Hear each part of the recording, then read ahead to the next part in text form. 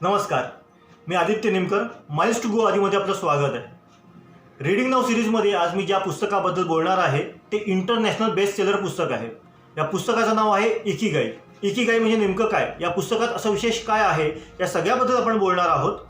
पण त्यापूर्वी जर तुम्ही माझ्या चॅनलला सबस्क्राईब केलं नसेल तर प्लीज सबस्क्राईब करा. बेल आयकॉनवर प्रेस करायला विसरू नका, जेणेकरून पुढचे जे काही व्हिडिओ आहेत त्यांची नोटिफिकेशन्स तुम्हाला वेळेवरती मिळतील. जर तुम्हाला हा व्हिडिओ आवडला तर लाईक करा, इतर पुस्तकप्रेमींमध्ये शेअर करा. तुम्हाला जे काही विचारायचं असेल ते तुम्ही कमेंट्समध्ये विचारू शकतात. तुम्ही मला इंस्टाग्राम, फेसबुक आणि ट्विटरवरही फॉलो करू शकतात. तर आपण सुरू करूया आजच्या पुस्तकाबद्दल बोलायला. पुस्तकाचं नाव आहे इकिगाई.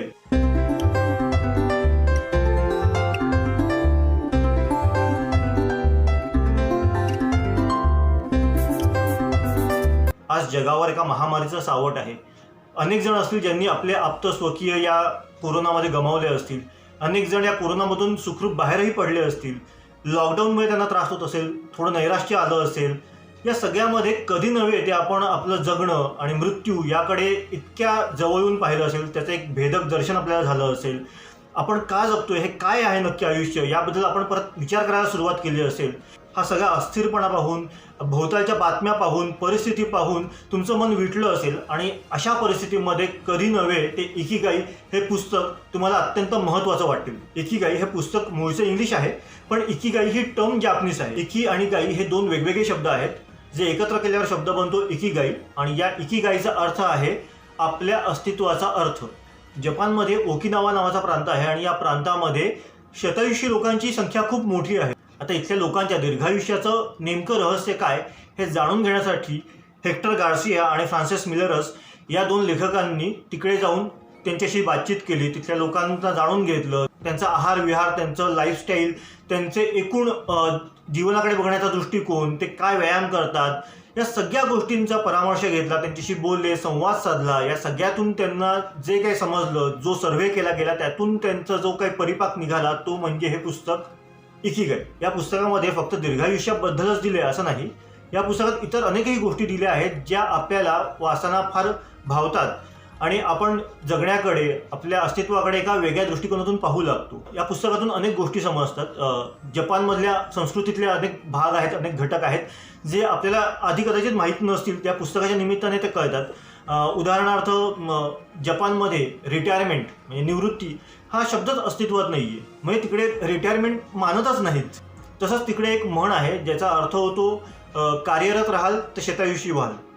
म्हणजे तुम्ही काम करत राहिलात तर तुमचं आयुष्य वाढत जातं, असं त्या म्हणीचा अर्थ होतो. आता या ओकिनावा, तिथे ओगिमी गाव वगैरे आहेत, ज्या गावामधल्या लोकांशी या लेखक दोईने संवाद साधला, त्यांचं राहणीमान, त्यांच्या चालीरीती समजून घेतल्या. तर हे जे दीर्घायुषी लोक आहेत ती म्हाताऱ्या वयात देखील काम करत राहतात. ते आनंदी असतात. असं नाही की ते फार जखण म्हातारे तर ते जर्जर झालेले आहेत, तसं नाही. ते तितकेच उत्साहाने, आनंदाने काम करत असतात. आता त्यांच्या आनंदाचं रहस्य काय, तर ते कसे जगतात हे सुद्धा या पुस्तकात दिलेलं आहे. आता ही जी सगळी वृद्ध आहेत, जे स्थवीर आहेत, ते सगळे एकत्र जमतात, गेट टुगेदर करतात, नाचतात, गातात, गेम्स खेळतात, बागकाम करतात, भाज्या पिकवतात. आपण पिकवलेल्या भाज्याच ते खातात. याशिवाय ते एक विशिष्ट प्रकारचा चहा पितात, ग्रीन टी, जस्मिन टी, त्या टाईपचे ते चहा आहेत. त्यांच्या जेवणाची एक पर्टिक्युलर शिस्त आहे, ती एक लक्षात घेण्यासारखी आहे. त्यांच्याकडे 80% जेवलं जातं, म्हणजे पूर्ण पोट भरून जेवत नाहीत. जेवढी भूक आहे त्याच्या 80% म्हणजे 20% भूक शिल्लक ठेवतात. आपल्याकडेही जसं म्हणतात की 2 घास कमी खावेत, हा तो प्रकार आहे की ते पोट भरून असं तुडुंब जेवत नाहीत. ते 2 घास कमी खातात, 80% जेवतात. त्यांचं असं म्हणणं आहे की 80% जेवल्याने तुमचं आयुर्मान वाढतं. त्यांच्याकडे जेवणामध्ये सुद्धा एक विशिष्ट प्रकारचा ट्रे असतो, याच्यामध्ये 4 वेगवेगळ्या थाळ्या असतात, त्यातून भाज्या घेतल्या जातात. ते खाताना असं वाटतं की आपण खूप जेवतोय, पण प्रत्यक्षात तुम्ही 80%च जेवतात.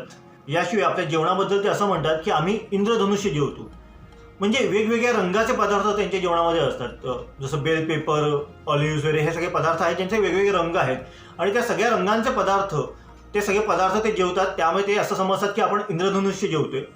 जितके रंग वेगवेगळे तितक्या चवी वेगवेगळ्या, जितक्या चवी वेगवेगळ्या तितकं त्याच्यातली पोषण द्रव्य वेगवेगळी. त्यामुळे प्रत्येक प्रकारचा आहार त्यांच्या जेवणात असतो. त्यांच्या जेवणामध्ये साखरेचं प्रमाण नगण्य असतं. मीठसुद्धा ते फार कमी घेतात.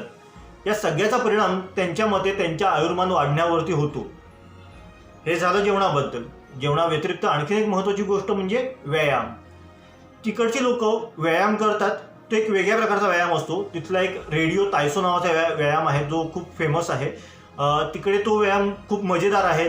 तिथे शाळेतली मुलं, ऑफिसमधले लोक, इवन काही क्लब्समधली लोक एकत्र येतात आणि रेडिओ तायसो व्यायाम करायला लागतात. तर तो रेडिओ तायसो व्यायाम नेमका काय आहे ते तुम्हाला गुगलवरती सर्च करून मिळेल. यूट्यूबवरती त्याचे व्हिडिओ तुम्हाला मिळतील. पुस्तक वाचलं तर त्याच्यामध्ये तुम्हाला कळेलच. याशिवाय ते काही चायनीज आणि भारतीय व्यायामाचाही अवलंब करतात. व्यायामात ते तायची वगैरे हे व्यायाम करतात. आता जर तुम्ही जॅकी चॅनचे सिनेमे वगैरे पाहिले असतील तर तुम्हाला तायची हा प्रकार नक्की माहिती असेल. भारतीय व्यायाम ते करतात. त्याच्यामध्ये त्यांनी योगासनांचं महत्त्व विशद केलेलं आहे, जे वाचून नक्कीच आपल्याला आनंद होतो. मला तरी खूप आनंद झाला जेव्हा भारताच्या योगासनांबद्दल लिहिलं होतं. अर्थात ते आता जागतिक स्तरावर प्रसिद्धच आहेत. याशिवाय त्यांनी सूर्यनमस्कारांबद्दल लिहिलेलं आहे. सूर्यनमस्कारांच्या पूर्ण आकृत्या सुद्धा दिलेल्या आहेत त्याच्यामध्ये. आणि त्यात त्यांनी मान्यही केलेलं आहे की भारतातून हा प्रकार आला आहे ज्याच्यामुळे आमचं आयुर्मान वाढलेलं आहे. इथल्या लोकांची एक प्रगाढ श्रद्धा आहे की प्रत्येक माणसाचा जन्म हा एका विशिष्ट कामासाठी झालेला असतो. ते काम म्हणजे तुमचं इकिगाई असतं. जर तुम्हाला तुमचं इकिगाई सापडलं नाही तर तुम्ही काम करत राहतात पण त्यात तुमचं मन रमत नाही. जगातल्या प्रत्येक व्यक्तीचा इकिगाई हा वेगवेगळा असतो, पण हे मात्र खरं की प्रत्येक व्यक्ती ही इकिगाईच्या शोधात असते. इकिगाई कसा शोधावा याचं एक तंत्र जपानमध्ये विकसित केलं गेलं आहे. त्यासाठी 4 गोष्टींचा विचार केला जातो. त्यातली पहिली गोष्ट म्हणजे तुम्हाला कोणती गोष्ट आवडते. दुसरी गोष्ट म्हणजे तुम्ही कोणत्या गोष्टीमध्ये पारंगत आहात. तिसरी गोष्ट म्हणजे तुम्हाला कोणत्या गोष्टीचे पैसे मिळतात. आणि चौथी गोष्ट म्हणजे जगाला त्या गोष्टीतून किती आनंद मिळतो. आता बघा, त्यातून वेगवेगळी परम्युटेशन कॉम्बिनेशन्स कशी तयार होतात. पहिलं कॉम्बिनेशन म्हणजे तुम्हाला कोणती गोष्ट आवडते आणि तुम्ही कोणत्या गोष्टीमध्ये पारंगत आहात. या कॉम्बिनेशनमधून निघतं ते पॅशन. दुसरं कॉम्बिनेशन म्हणजे तुम्ही कोणत्या गोष्टीमध्ये पारंगत आहात आणि तुम्हाला कोणत्या गोष्टीतून पैसा मिळतो. या कॉम्बिनेशनमधून मिळतं ते म्हणजे प्रोफेशन. तुम्हाला कोणत्या गोष्टीतून पैसा मिळतो आणि जगाला त्या गोष्टीची गरज आहे का, या कॉम्बिनेशनमधून मिळतं ते म्हणजे व्होकेशन.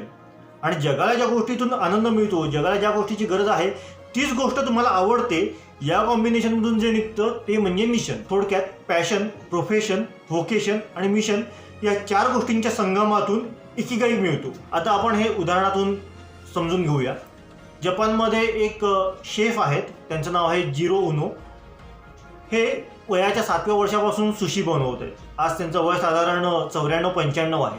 म्हणजे ते 80-82 वर्ष तरी किमान सुशी बनवत आहेत. ते रोज सुशी बनवत आहेत, वर्षानुवर्षे सुशी बनवत आहेत, पण अजूनही त्यांना त्याचा कंटाळा आलेला नाही. ते रोज सुशी बनवायला लागले की तितकेच तल्लीन होतात, तितक्याच प्रेमाने ते सुशी बनवायला लागतात.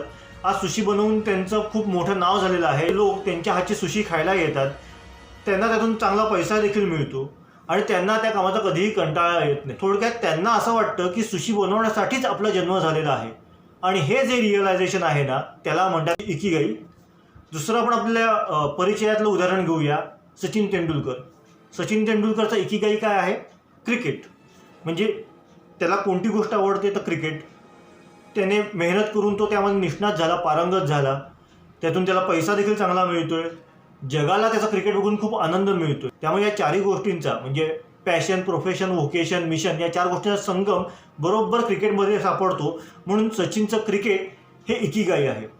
सचिन इंटरनॅशनल क्रिकेटमधून रिटायर झाला, पण तो क्रिकेटपासून त्याने स्वतःला वेगळं केलेलं नाही आहे. त्याने संन्यास घेतलेला नाही आहे. तो शेवटच्या श्वासापर्यंत क्रिकेटवर तितकंच प्रेम करत राहणार आहे. म्हणून क्रिकेट हे त्याचं इकिगाई ठरतं. ही जी तल्लीनता आहे इकिगाईची, त्याला स्टेट ऑफ फ्लो म्हणतात. याशिवाय या पुस्तकामध्ये आणखीन एका तत्त्वज्ञानाबद्दल दिलेलं आहे. त्या तत्त्वज्ञानाचं नाव आहे इचिगो इचिई. याचा अर्थ आहे बिईंग इन द मुमेंट. तो क्षण म्हणजे तुमचं इकिगाई असतं. इकिगाईचे 10 नियम आहेत आणि या नियमांबद्दल शेवटच्या चॅप्टरमध्ये सविस्तर चर्चा केली आहे. तर मी ते 10 नियम थोडक्यात तुम्हाला सांगतो. तर यातला पहिला नियम म्हणजे कार्यरत राहा, निवृत्त होऊ नका. दुसरा नियम निवांत राहा. तिसरा नियम पोट भरू नका, 80%च जेवा. चौथा नियम म्हणजे चांगला मित्रपरिवार जोडा, ज्यांच्या सहवासात तुमच्या चिंता दूर होतील. 5वा नियम म्हणजे आपल्या येत्या पुढच्या वाढदिवसाला आणखीन तंदुरुस्त व्हा. 6वा नियम म्हणजे लहान लहान गोष्टींमध्ये आनंद शोधा आणि कायम हसत राहा. 7वा नियम म्हणजे निसर्गाशी जोडले जा. 8वा नियम आपले मित्र, आपले नातलग, आपले पूर्वज यांच्याप्रती सदैव ऋणी राहा, त्यांचे आभार माना. 9वा नियम वर्तमानात जगा. आणि 10वा नियम, आपल्या इकिगाईप्रमाणे वागा. हे झालं इकिगाईबद्दल. आता आपण थोडं पुस्तकाबद्दल बोलूया. तर हे पुस्तक कसं आहे, तर पुस्तक हे नक्कीच इन्स्पिरेशनल आहे. हे पुस्तक इंग्लिशमध्ये आहे, हे मराठीमध्ये देखील प्रसाद ढापरे यांनी अनुवादित केलेलं आहे, त्यामुळे तुम्हाला मराठीतसुद्धा हे पुस्तक वाचायला मिळेल. हे पुस्तक साधारणतः सेल्फ हेल्प बुक कॅटेगरीतले, आणि मला पर्सनली सेल्फ हेल्प कॅटेगरीतली पुस्तकं फारशी प्रभावित करत नाहीत, फारशी आवडत नाहीत. मी बायोग्राफीजने जास्त प्रभावित होतो. मी मोठमोठ्या लोकांची चरित्र वाचून जास्त प्रभावित होतो, ती मला जास्त आवडतात. तर इकिगाई हे सेल्फ हेल्प कॅटेगरीतलं बुक आहे. हे थोडंसं सर्व्हे कॅटेगरीतलं सुद्धा पुस्तक आहे, कारण की त्यांनी वेगवेगळ्या लोकांशी संवाद साधून त्यांच्या आयुष्याचा परामर्श घेऊन त्यानुसार एखादा प्रोजेक्ट रिपोर्ट बनवावा, त्या पद्धतीने हे पुस्तक लिहिलेलं आहे. पण ते सेल्फ हेल्प बुक आणि सर्व्हे रिपोर्ट यांच्या मधल्या कॅटेगरीतलं हे पुस्तक आहे. त्यामुळे कदाचित काही ठिकाणी हे पुस्तक रटाळ वाटू शकतं, काही ठिकाणी हे बोरिंग वाटू शकतं. एखादी कॉन्सेप्ट, एखादी टर्म ही ते समजावायचा प्रयत्न करतात, पण ती समजल्यावर सुद्धा ते परत परत त्याची आणखी उदाहरणं देत वेगवेगळ्या पद्धतीने पुन्हा तीच त्याच थेरपी तुम्हाला समजवायचा ते प्रयत्न करतात. ते कधी कधी बोरिंग वाटतं. लोको थेरपी वगैरे काही गोष्टींबद्दल त्यांनी 1 नव्हे 2 नव्हे 3-4 वेळा त्याचं तेच विवेचन करत बसलेले आहेत. त्यामुळे ते काही वेळा हे पुस्तक अनेक ठिकाणी बोरिंग वाटतं. अर्थात ज्या काही थोड्या गोष्टी आहेत ज्या दोष म्हणू शकतो आपण पुस्तकाच्या, पण पुस्तक हे ओव्हरऑल अत्यंत वाचनीय आहे, प्रभावशाली आहे. त्या पुस्तकाचा आपण अवलंब करू शकलो तर नथिंग लाईक इट. सो असं वाटतं की हे पुस्तक इंटरनॅशनल बेस्ट सेलर ठरलं आहे ते त्या एका कारणासाठी, आणि ते अत्यंत महत्त्वाचं कारण आहे. त्यामुळे हे पुस्तक तुम्ही वाचा. इंग्लिशमध्ये सुद्धा आहे, मराठीत सुद्धा आहे. त्यामुळे हे पुस्तक वाचायला तुम्हाला अडचण येणार नाही. या पुस्तकाची लिंक मी डिस्क्रिप्शन बॉक्समध्ये पण देतो आहे. हे पुस्तक आवर्जून वाचा. तुमचा इकिगाई शोधायचा प्रयत्न करा, आणि तुम्हाला मिळाला तर तुमच्या दृष्टीने तुमचा इकिगाई कोणता हे मला सुद्धा कमेंटमधून कळवा. इतरही अनेक पुस्तकांबद्दल मी बोलणार आहेच. त्याबद्दल जाणून घ्यायचं असेल तर नक्की चॅनलला सबस्क्राईब करा. व्हिडिओ आवडला असेल तर त्याला लाईक करा, तर पुस्तकप्रेमींमध्ये तो शेअर करा. आणि तुम्हाला या पुस्तकाच्या रिव्ह्यूबद्दल काय वाटतं ते तुम्ही न चुकता न विसरता कमेंट्समध्ये कळवा. धन्यवाद.